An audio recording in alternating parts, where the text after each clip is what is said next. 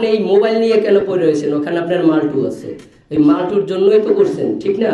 তো এটা বাংলাদেশের জনগণ বোঝে, বাঙালি কিন্তু বাঙালির মাথায় কিন্তু বুদ্ধি আছে, বুদ্ধি না থাকলে ৭১-এর ওই স্বাধীনতা আনতে পারতো না।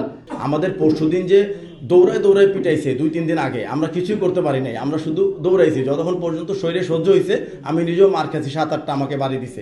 এরপর আমি নিতে পারি নাই, আমিও ভয় দৌড় দিছি। তো আমরা ভয় পাই, কিন্তু ভয়ের একটা যে পর্যায় এটা আমরা পার করে ফেলছি। আমাদের আবার মার খেতে মন চায়, আমাদের মেরে ফেলেন কিন্তু আমাদের সমাধান করে দেন। এই জন্য আমরা যেহেতু মরার জন্য রাস্তায় নামে প্রতিবার, এই প্রতিবার রাস্তায় নামার মরার তাগিদ যদি তীব্র হয়, তাহলে ফয়েজ তৈয়ব কিন্তু দেশ থেকে সেফ এক্সিট নিতে পারবে না ভাই। আমাদের পরবর্তী কর্মসূচির বিষয় হচ্ছে প্রত্যেকটা জেলায়, প্রত্যেকটা উপজেলায় আমাদের ব্যবসায়ীরা আছে, এবং অন্যায় যখন হচ্ছে সবার সাথে হচ্ছে।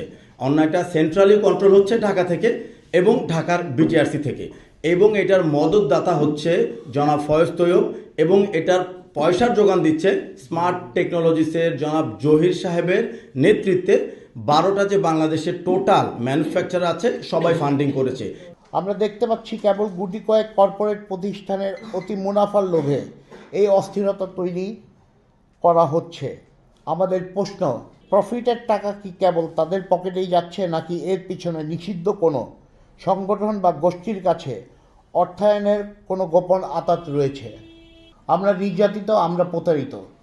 এই প্রতারণা কেবল ব্যবসায়ীদের সাথে নয়, পুরো জাতির সাথে করা হয়েছে।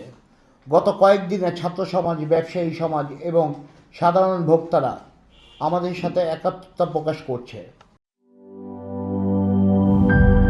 গ্লিটারের টুইন লেমন ও অ্যান্টিব্যাকটেরিয়াল ফর্মুলা বাসনকে চকচকে জীবাণুমুক্ত করে আমাদের দেয় গ্লিটার গ্যারান্টি।